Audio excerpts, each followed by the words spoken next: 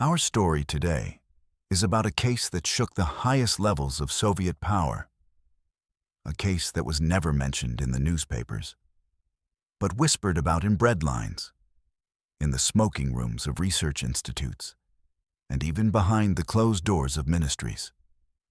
It was given a short and ringing name: the Gladiators Case. Moscow, in the mid-1950s, lived under the iron hand of the party. Official life was orderly and precise: congresses, decrees, and slogans on crimson banners. But alongside that world existed another, hidden, half underground, filled with the sounds of jazz, bottles of champagne, and the laughter of young women. That life never made it into the press, yet it thrived in the whispers of those admitted to nighttime Moscow. According to an anonymous letter sent to the Kremlin, there existed a special den, not merely a place of pleasure, but an exclusive club where members of the elite gathered. Behind the walls of those apartments relaxed party officials, ministers, academics, and high-ranking officers. And they were entertained not by ordinary women from the streets, but by young actresses, ballerinas, and students from theatrical schools. They did not simply provide services. They played roles, adapting to the fantasies of their clients. That is why the people gave them a name: Gladiators, as if on a Roman arena where each night a new performance began. Moscow of that era was divided into zones. At the center, the showcase, bright lights, gums shop windows, parades.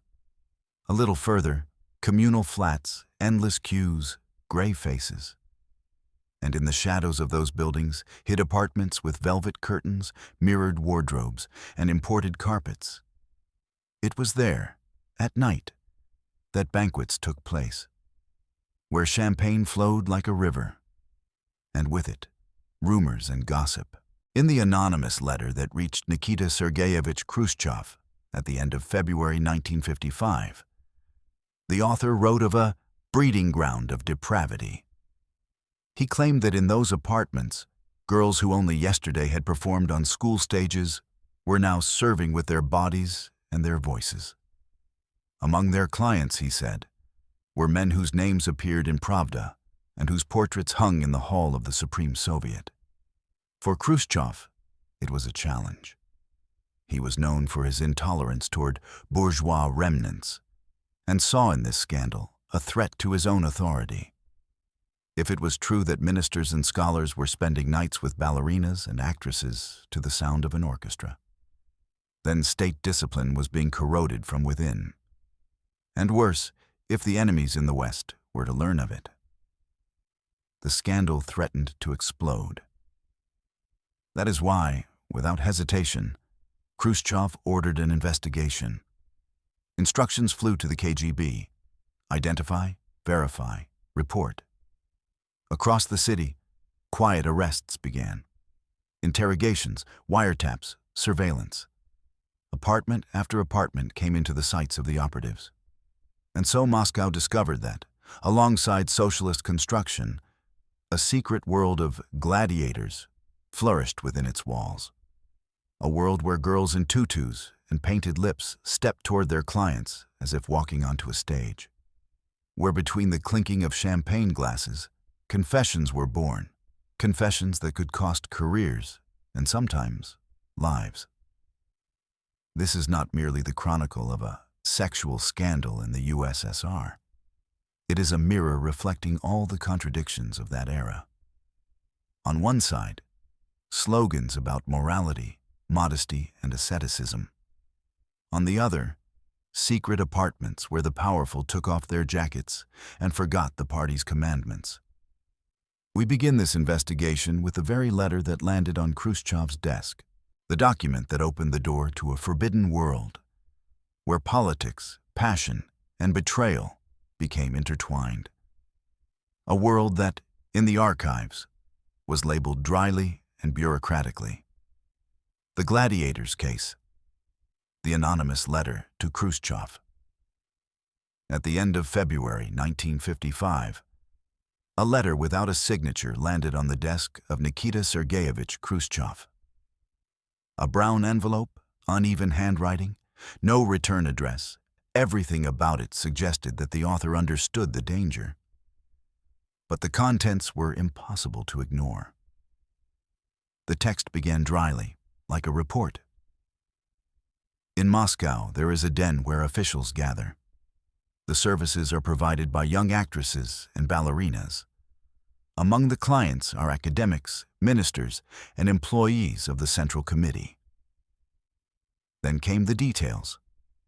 Apartments in the city center were described, with exact addresses and the surnames of their owners. The letter was filled with specifics.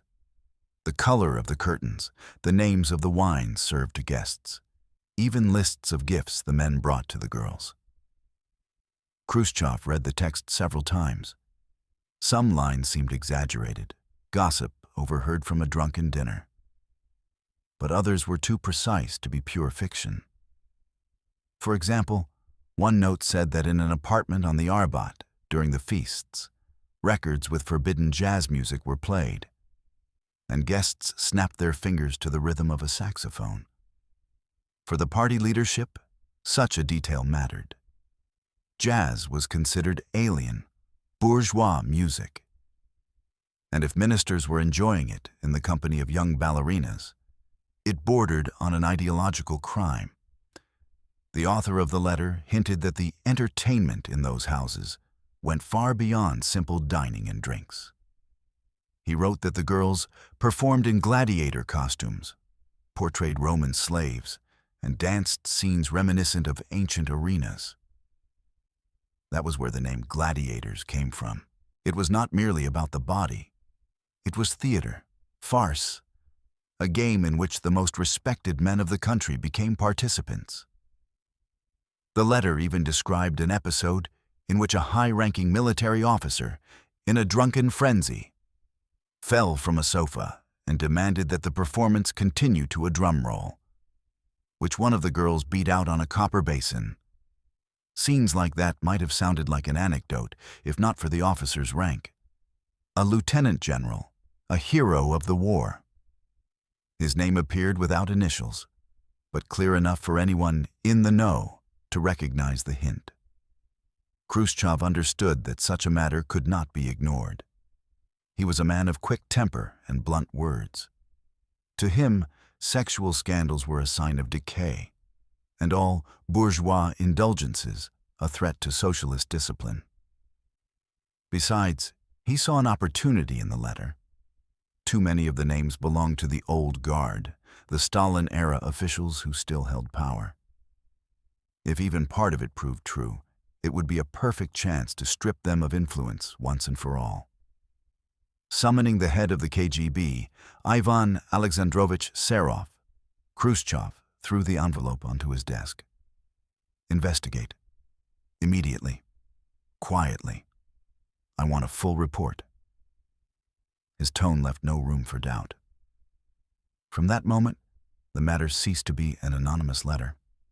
It became an official investigation, though in the documents it was recorded dryly as Operational Development of Cultural Circles in Moscow. The operatives began by checking the addresses mentioned in the letter. On Prechistenka Street, in the former mansion of a merchant's widow, they found an apartment supposedly used by the Gladiators. It was registered to a woman in her 40s who had once worked as a costume designer in a theater. Now she lived lavishly, though she had no official employment. Neighbors said that, in the evenings, young people gathered there. Men in suits came and went, and the windows were always covered by heavy curtains. Another apartment was discovered on the Arbat. The owner listed as temporarily unemployed. But the furniture inside could not be bought in any Soviet store. Italian armchairs, crystal chandeliers, carpets with oriental patterns. Everything pointed to strange gatherings, not at all like ordinary social visits. The KGB agents began documenting every visitor, who came, at what hour, in what car. Soon their reports began to feature names of ministry employees, scientists, and army officers. And the deeper they dug, the clearer it became. The anonymous letter was not a fabrication. From that moment on, the Gladiators case stopped being a private complaint. It became a bomb capable of shattering the reputation of the Soviet elite and, for Khrushchev, a new weapon of control and power. Secret Moscow. Moscow in the mid-1950s lived two lives. One, official and ceremonial, with speeches at congresses, marches on Red Square, and slogans about the moral image of the builder of communism. The other, hidden, nocturnal, where laughter echoed behind curtained windows, where old parquet floors creaked under ballerinas' heels, and where the smell of cheap champagne mingled with the scent of imported perfume. It was into that world that KGB officers began to descend, step by step. They rented apartments across from the suspected addresses, set up surveillance, and recorded every shadow in the stairwells. Their reports repeated the same phrases. At 2200 hours, a man in civilian clothing arrived, accompanied by a woman of about 20 years. At 2300, 3 men entered the apartment, one in military uniform. But behind the dry lines of those reports lay an entire world, a world official Moscow preferred to ignore. The apartment on Prechistenka Street was part of an old pre-revolutionary income house. A front door lined with green leatherette, a worn brass handle. Inside, a narrow hallway that suddenly opened into a living room with velvet curtains and a wide sofa covered in leopard print fabric. On the table, bottles of Sovetskoye, Champanskoye, Bohemian crystal glasses, and plates of fruit unavailable in ordinary stores. There stood a record radiogram, spinning jazz records. Music considered almost underground, and for that very reason, the air in the room breathed defiance. Another apartment, on the Arbat.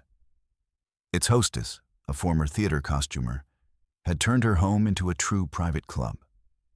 Carpets on the walls, a crystal chandelier, low tables covered with snacks. In the evenings, girls appeared in light dresses or theater costumes they had brought from rehearsals. They joked, performed scenes, played ancient queens, Roman slaves, and sometimes those same gladiators mentioned in the anonymous letter. For the clients, everything became a sort of performance, a brief escape from party meetings and rigid discipline. The KGB recorded every detail.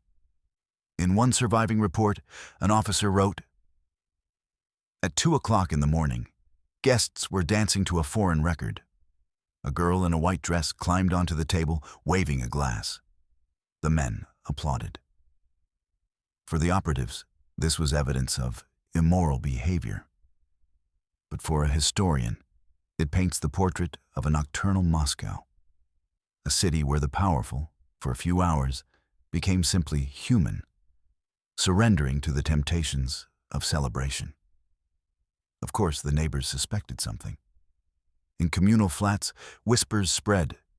"Cars came again last night. I saw the Minister of Culture go in, himself." But no one spoke aloud. In the Soviet Union, a word could cost your freedom. So people averted their eyes and pretended to notice nothing. The operatives worked methodically. They didn't just watch, they infiltrated. Young men befriended students from theater schools, pretending to court them, while quietly finding out where and with whom they spent their evenings. Soon, new names appeared in the reports. Students who disappeared for several hours after rehearsals, returning to their dorms in the morning with rare goods, perfume, imported stockings, chocolate. Where did they get such things? The answer was obvious. Over time, it became clear that the Gladiator network was far broader than the anonymous letter had suggested. It wasn't just a few apartments. It was a system. One hostess knew another. Girls moved from one stage to the next, and some clients appeared in several places at once. It resembled a secret club, living by its own rules, hidden from all outsiders. For Khrushchev, it was a wound that cut deep. He was determined to build a new image of Soviet society, honest, hardworking, disciplined. And yet, in the very heart of Moscow, within sight of the Kremlin, there flourished a world where party officials abandoned their slogans for a night of pleasure. The deeper the investigation went, the clearer it became. This was not an isolated case. It was a symptom of a diseased system. Soon, the KGB prepared its first comprehensive report. It confirmed that the dens existed, that the girls were indeed connected to theaters and art schools, and that among the clients were names that could not be spoken aloud. The report was laid on Khrushchev's desk, and then he made his decision to pursue the case to the very end. No half measures. Thus, the Gladiators Case became an official hunt for the secret world of Moscow's elite. The main figures. In the first KGB reports, names were written cautiously, more often initials, sometimes only positions, without identifying details. But behind those formal notations stood real people, each of them of particular interest. The first on the list was an official from the Ministry of Culture, a man who oversaw theaters and art studios. He appeared regularly on Prechistenka Street, bringing along young men in expensive suits and demanding the best rooms. By rooms, he meant evenings with girls, gatherings where actresses and ballerinas performed short theatrical sketches. Sometimes they were scenes from Chekhov's plays, sometimes playful parodies of antiquity. The climax, according to reports, came with the so-called gladiator dances. The girls would don leather straps, shiny mock armor, take stage swords in hand, and step out into the arena before their guests. Another frequent visitor was an academician, a well-known nuclear physicist. In the party line, he was a luminary of science, but in these apartments, just an old man with a hungry look in his eyes. The girls called him Daddy. That was how they whispered about him among themselves. He loved giving gifts: French perfume, rare books, even gold watches on occasion. One KGB report preserved a remark from one of the girls. "Daddy pays no less than the minister, but he's gentler." The third was a lieutenant general, a war hero. He had been mentioned openly in the anonymous letter. He always arrived in uniform, his chest decorated with medals, and this made a strange impression on the girls. Some found him charismatic, others frightening. Neighbors from the Arbat apartment recalled hearing his booming voice at night, and sometimes even military songs. One report noted, "At 2:30 a.m., the general demanded that the girls perform a march, then attempted to conduct them himself." The scene sounded absurd, grotesque even. Yet for the KGB, it served as proof of moral decay. And those were only the first three. The list grew quickly. It included 2 deputy ministers of industry, a professor from a medical institute, and the director of a major factory. Each behaved differently. Some limited themselves to dining and conversation. Others demanded gladiator games. They especially loved the slave performances. The girls knelt, were given fake chains, while the men played the roles of Roman senators. For them, it was amusement. For the KGB, evidence for the case. But it wasn't only men who became subjects of investigation. The girls themselves were now figures in the file. Their names filled page after page in the protocols. Students of theater schools, young ballerinas, aspiring actresses. Many were under 20. Some came out of naivete, hoping that acquaintance with important people would open doors to the stage or cinema. Others for gifts and rare luxuries. French lipstick, nylon stockings, boxes of chocolate. And some already realized they were trapped, but found it hard to escape. In the testimony of one former participant, preserved in the archives, she wrote, "We knew we were acting, only the theater was dirty. But refusing meant losing your role, losing protection. Many weren't afraid of the men. They were afraid of being watched." And she was right. They really were being watched. The apartment hostesses also became targets of the investigation. They acted as intermediaries, organizers. One had once worked as a theater costumer and knew how to choose outfits. Another maintained contacts with restaurants and could procure any wine. A third had the right friends in the police and could smooth over trouble when needed. Each of them understood. This wasn't just about money. It was about controlling information. Through their apartments passed ministers, generals, and scholars. And anything said in a haze of alcohol or drowsiness could later become a weapon.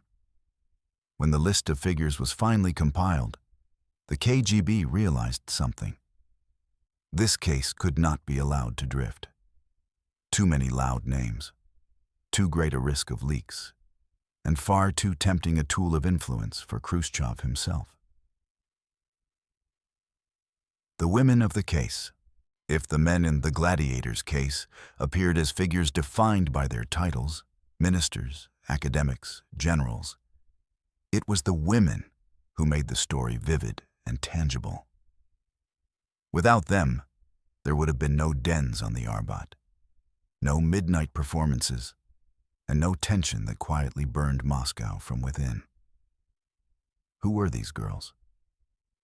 They were not prostitutes in the conventional sense. Most were students of theater schools, pupils of ballet academies, or members of second-tier provincial troops brought to Moscow for advancement. They were lured by promises of the stage, of film roles, of introductions to people who could decide their fate. But once they crossed the threshold of an apartment with velvet curtains, they found themselves trapped in a world where they no longer made the rules. KGB Reports preserved brief descriptions. Female, 20 years old, student of a choreographic school, participated in a performance in a gladiator costume, behaved confidently, laughed. But behind that dry line hid a human tragedy. These young women knew that refusing meant losing more than money or gifts. It meant losing their chance to succeed in the arts. The Soviet theater and film world worked by connections and recommendations, and the men sitting at those tables were the very ones who approved scripts, cast roles, and signed contracts. Some entered that world knowingly. They liked the attention, the expensive gifts, the illusion of privilege. One girl allegedly boasted to her friend, "He promised to get me through the art council. Said my face belongs on a poster." Others went trembling, almost against their will. Older actresses and apartment hostesses persuaded them, "Just show up, have a drink, dance once. It'll get easier after that." And so began a path from which few returned unscathed. The gladiator performances held a special place. The girls wore fake armor, shiny belts, wooden swords. They stepped before the men to the beat of a drum. Sometimes just a turned-over basin, sometimes a real drum borrowed from a theater orchestra. The scene became a game in which the men felt like emperors, and the girls, slaves, ready to die or win on command. To some it was harmless fun. To the KGB, it was a portrait of the moral decay of the Soviet elite. Many of the girls lived double lives. By day, rehearsals, classes, the stage. By night, the secret apartments, where they laughed louder than they wished and danced until dawn. In the morning, they returned to their dormitories, eyes hollowed by sleeplessness, but clutching handbags with perfume, chocolate, or even foreign currency from the black market. To their friends, these things were a mystery. To the girls themselves, a burden they could never speak about. But not all of them stayed silent. One girl once tried to leave. She stopped showing up at the Arbat apartment, avoided the hostess, claimed illness. A week later, she was summoned to the theater. The director hinted, "You shouldn't offend good people. Here, everyone's fate depends on support." After that, she returned.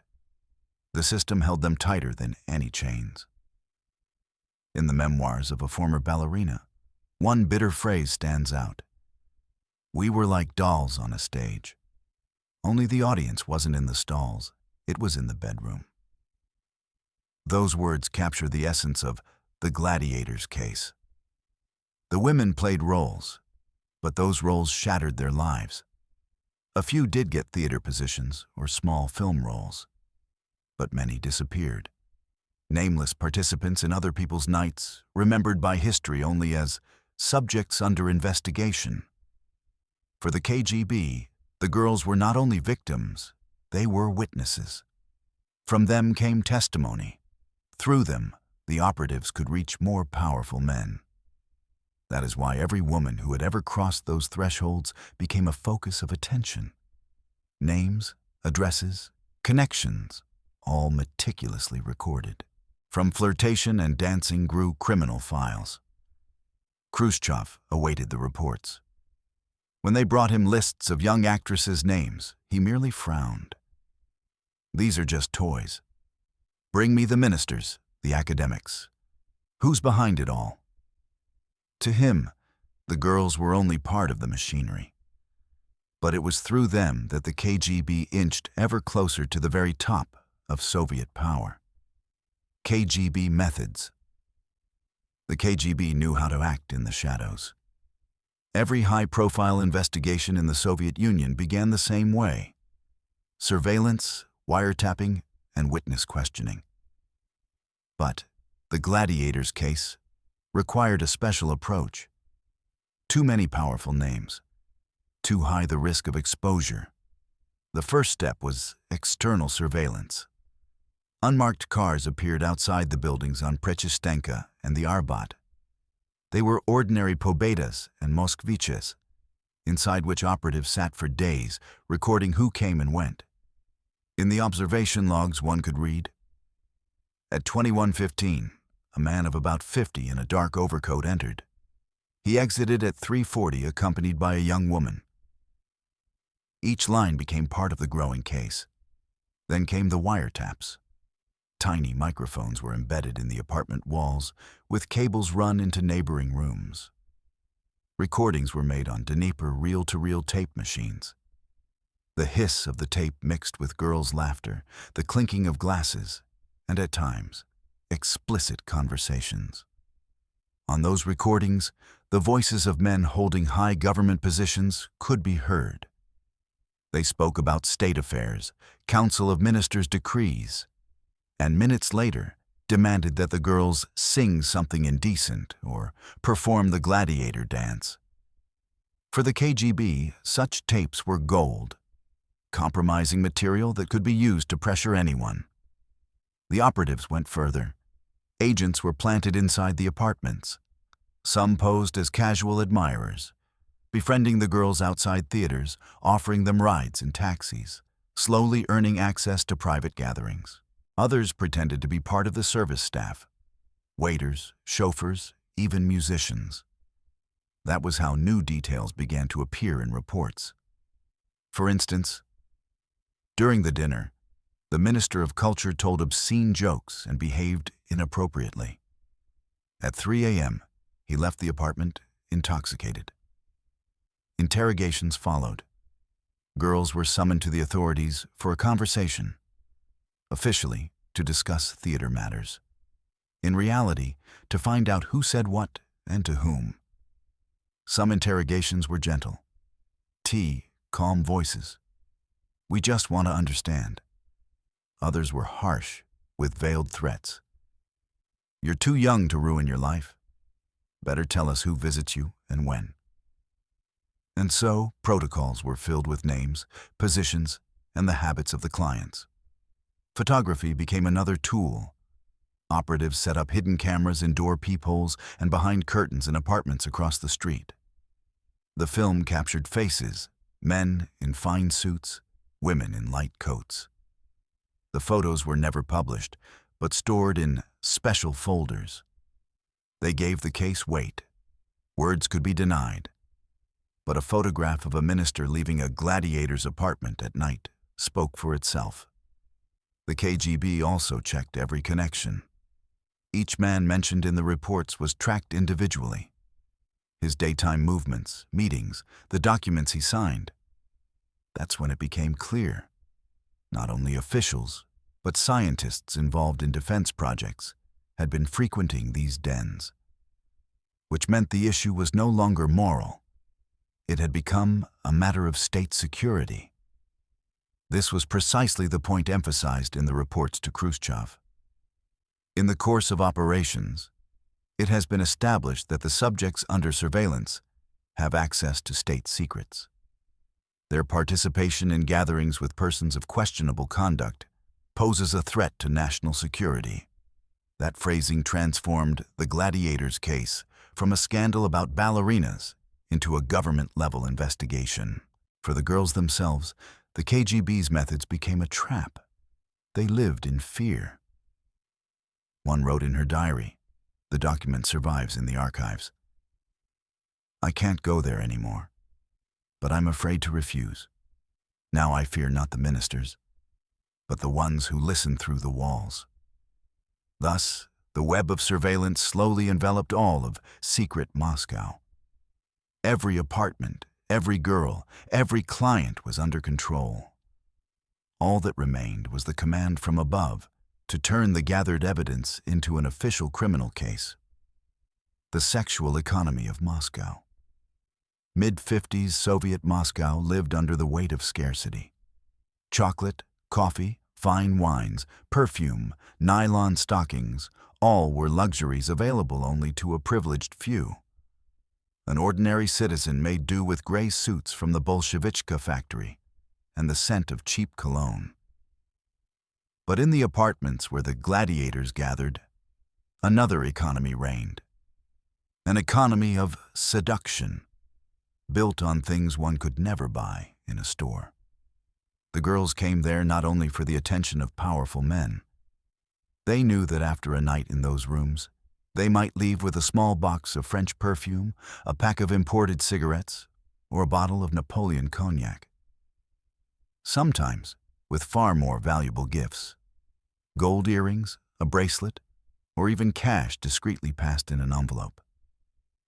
KGB reports recorded, Subject N, age 20, received gifts of foreign-made lingerie and hard currency. There was logic to it. The elite could not openly give money, nor could they directly pay for favors, but they could share access to scarcity. Objects themselves became the universal currency of those relationships. A pair of nylon stockings was worth more than a month of a student's stipend. French lipstick turned a girl into a dormitory star. A bar of chocolate from a closed state distribution store became a symbol of privilege. The feasts in the Gladiator apartments were showcases of this shadow economy. The tables gleamed with jars of red caviar, bottles of champagne, sometimes rare Georgian or Armenian wines. There were platters of meat, salads, and delicacies unattainable in the typical Soviet household. Behind each banquet lay a whole supply network. The hostesses had contacts in restaurants, their own black lists of managers and waiters who could get anything, for money or for favors. KGB reports contained such lines. On the table were found cognac, French cigarettes of the Gauloises brand, and boxes of chocolate intended for guests. None of these goods are available in open retail. For the Chekists, this confirmed that the dens existed not only for pleasure, but also for exchange. Here, goods everyone desired were circulated, goods even senior officials struggled to obtain. men brought not only gifts, but debts of gratitude. One academic, according to witnesses, regularly brought books unavailable to the public and gifted them to the hostess. A general once presented an expensive watch from a foreign trip. The Minister of Culture provided his favorite girls with tickets to closed theater performances inaccessible to ordinary citizens. Thus was born a special sexual economy. The girls offered company, laughter, performance, and their bodies. In return, they gained access to a world of objects denied to most Soviet women. It was not prostitution in the literal sense. It was an exchange of status, an illusion of mutual benefit. For many girls, the gifts were the deciding factor. In the memoirs of one, a single line survives. "I saw real French powder for the first time. For that, I could endure their jokes and their drunkenness." Bitter words, but honest ones. The temptation of rare things outweighed fear. The hostesses understood this best. They distributed the gifts skillfully, hinting to the girls, "Tonight the general is coming. Smile more, he's generous." That was how the system held together. Each evening was not just entertainment, but a small marketplace where objects carried more value than emotions. The KGB viewed it as the moral decay of the elite. Their report stressed, "The economy of these gatherings is based on illegal exchanges, underground trade, and the exploitation of scarcity." But behind those dry words stood a living reality. Girls dancing, men laughing, gifts changing hands, turning intimacy into currency. In the end, it was this sexual economy that made the Gladiators Case especially dangerous. It revealed that beneath the slogans and speeches about morality, there existed a parallel Moscow, a city where power, desire, and scarcity were chained together. And that chain was about to be broken. Prominent names. When the KGB compiled the first protocols and cross-checked the surveillance, names began to appear in the lists that people in the Soviet Union did not speak aloud. These were not mid-level officials. They were surnames shouted from tribunes, printed in newspapers, spoken with special reverence. In the reports, they were noted cautiously. Sometimes only initials, sometimes just a title. But the officers understood. Behind those clinical notations stood actual, identifiable figures. First on the list was the Deputy Minister of Industry. He came to the Arbat regularly, arriving in an official car with a driver who waited downstairs until dawn. The girls called him Mr. Serious. He drank little, but insisted that every performance follow a script. A KGB report preserved an entry. The guest requested that the girls perform a scene of an ancient court. He himself took the chair of the presiding judge. For the investigators, this was a shock. A party official who the day before had reported on factory construction was, at night, playing the part of a Roman senator. Next came the academician, called in the corridors a beacon of science. A Stalin Prize laureate, his articles appeared in physics journals. Yet in those apartments, he gained a reputation for peculiar tastes. One girl confessed in testimony, "He liked us to read Yesenin's poems to him, and then asked us to undress to those lines."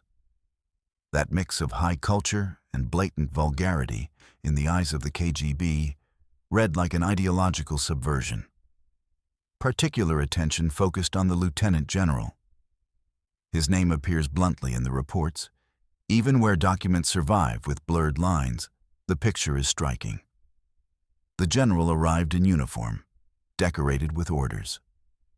He demanded that the girls perform the gladiator dance to marching tunes. Sometimes he climbed onto a stool and conducted them as if on parade. Operatives noted, he was heavily intoxicated, behavior aggressive. He insulted the girls. Such scenes could have ruined a career, yet the general behaved as if immune to consequences. Further lists flashed names from the Ministry of Culture, professors from medical institutes, and directors of large enterprises. Each of them occupied a place in the system, and with every new name, the case grew into a powder keg. For Khrushchev, these surnames were a discovery. He saw in them instruments of pressure. Catching girls was one thing. Catching ministers and academicians in moral depravity was another. And in those years, that charge was a political weapon, mightier than any accusation of corruption. Whispers began to ripple through the Central Committee corridors. Some already knew an inquiry was underway. Others feared their names might appear in the reports. Anxiousness settled over Moscow. At night, cars with curtained windows came less often to those apartments. Some guests vanished. Others tried to negotiate. One retired Chekist recalled decades later, "They brought us suitcases with cognac, carpets, money. They asked us not to record certain names. But the order from above was clear. Put everyone under control." Thus, the Gladiators case moved from observation to pressure. The names in the lists were no longer mere letters. They became trumps in a game played by the country's leadership. And each new line in a report could mean someone's political death. Public reaction. Moscow had always lived on rumors. Even during the years of Stalin's terror, when people feared to whisper in their own kitchens, the city found ways to pass secrets from mouth to mouth. And by the mid-50s, as change stirred within the Kremlin and the thaw began, those whispers grew louder. The Gladiators case never appeared in the newspapers. Not a line, not a single paragraph in Pravda or Izvestia hinted at the scandal. But people knew. They heard. Information leaked through theater schools, through neighbors in communal flats, through those who saw the black zills and pobitas pulling up to doorways at night. In dormitories, students whispered, "They say ballerinas are being taken to the ministers." In breadlines, people repeated, "The general had mistresses, now they're covering for him." The intelligentsia made jokes. One of them, recorded in a writer's memoirs, went, "Why did the gladiators in Rome die in the arena? Because they didn't have a party committee to cover it up." Such jokes circulated quietly through Moscow, though no one dared say any real names aloud. The creative world buzzed with speculation. Actors, directors, musicians, all knew that among the gladiators were theater students. And everyone understood. Such a connection could bring either fame or ruin. Some were envious. "Those girls will get roles, they're dining with ministers." Others pitied them. "They're hostages, they're being dragged there." In communal kitchens, the talk was not of morality, but of consequence. If ministers are involved, they won't punish everyone. Pity the girls, but who forced them to agree? To ordinary Muscovites, the case confirmed what many already believed. The top lives its own life. They built factories, mined coal, queued for milk, while somewhere nearby, ministers drank champagne with ballerinas to the sound of jazz. The press remained silent, but that silence made the scandal louder. Everyone who'd heard even a whisper about the gladiators understood. If it wasn't printed, it had to be true. If they were silent, it meant the matter was serious. The KGB listened closely to this whispering. Operatives compiled summaries, noting where and among whom the case was discussed. That was how they traced leaks. Sometimes they held educational conversations to keep rumors from turning into open discussion. But the tide of gossip was unstoppable. What was remarkable was that the scandal didn't stay confined to Moscow. The rumors spread to Leningrad, Kiev, even to Tbilisi. Each city told the story differently. Some claimed marshals were involved, others that it was a provocation to remove old ministers. No one knew the truth, yet everyone added their own version to the growing legend. Thus, the Gladiators case became a myth. It lived as a shadow, a half-forbidden story proving that the system was not as pure as it claimed to be. And though the names never reached print, society had already rendered its verdict. The elite were corrupt, the girls, victims, and the KGB, the invisible judge. Silence after the scandal. The anonymous letter of February had ignited a fire. But by the summer of that same year, the flames were extinguished. Not because the revelations had proven false, but because there were too many names on the lists. Expose them all, and the very system would have cracked. The official investigation ended quietly. Several apartments were sealed. The hostesses were charged with speculation and immoral behavior. One was sent to a labor camp for 5 years. Another received a suspended sentence. For the record, that was enough. The organizers have been punished. And the girls? Most simply vanished from sight. Some returned to their dormitories and tried to continue their studies. Others fled to the provinces, hiding from Moscow's gossip. A few achieved what they had once sought: small film roles, a place in a choir, minor appearances on stage. But none became famous. Their names never appeared on playbills. Their faces never graced magazines. They dissolved, as if they had never existed at all. The men got off far easier. Not a single minister, academic, or general ever faced trial. The leadership understood that a public exposure would strike at the core of power itself. So some were retired for health reasons, others quietly reassigned to lesser posts, and a few received loud public reprimands at party meetings. The punishment was more symbolic than real.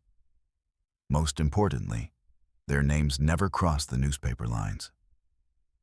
Khrushchev was satisfied. He got what he wanted: leverage. Dossiers on ministers and generals now lay locked in safes, ready to be used at any moment. His power was strengthened. Fear of exposure made many more obedient. For him, that was worth far more than any show trial. And the public? The public received silence. Newspapers continued to print stories about 5-year plan successes, new construction projects, and dairy record holders. Not a single word about the gladiators. But the rumors didn't die. In corridors, kitchens, and communal flats, people still whispered stories about ballerinas and generals, about champagne and jazz, about how everything at the top has rotted. Thus ended the Gladiators case, without trials, without headlines, without confession. It remained a shadow in KGB archives and a whisper in Moscow's memory. Historians would later find dry, bureaucratic phrases, but behind them lived a hidden tragedy. The girls who lost their dreams, the men who escaped punishment, and a country that chose silence over truth. And it was that silence that became the true verdict. Because the Soviet Union learned to bury its sins deeper than any archive. And the secret of the gladiators still reminds us today. Every empire has its shadow side, the one that never makes it to print. Conclusion. We are used to thinking of the Soviet era as a time of strict morality, ostentatious austerity, and party discipline. But the story of the Gladiators case proves the opposite. Beneath slogans of purity and honesty lay banquets with champagne, jazz dancing, and night performances, where not only the girls, but power itself played the leading role. The girls disappeared from the posters. Their dreams were broken. The men kept their suits and titles. but lost their humanity. And the state chose the most convenient weapon of all: silence. Silence more frightening than any scandal. The Gladiators Case serves as a reminder. Every system has its reverse side, hidden behind velvet curtains and locked doors. An ordinary person will never be allowed inside. But it is there that the fate of those who believe they rule the country is decided. The KGB archives remain sealed, the names erased, and we hear only echoes. But isn't that enough to understand that the truth is far dirtier than the textbooks tell us? History despises exposure, especially when it touches power. But our task is to remember that the secret never disappears completely. It lives on, in whispers, in rumors, in the lines of operational reports. And one day, it all comes to the surface, like a murmur rising from the depths. If you're drawn to stories like this, if you want to uncover what's been hidden for decades, subscribe to the channel. Darker cases await us ahead, the ones that never made it to the newspapers.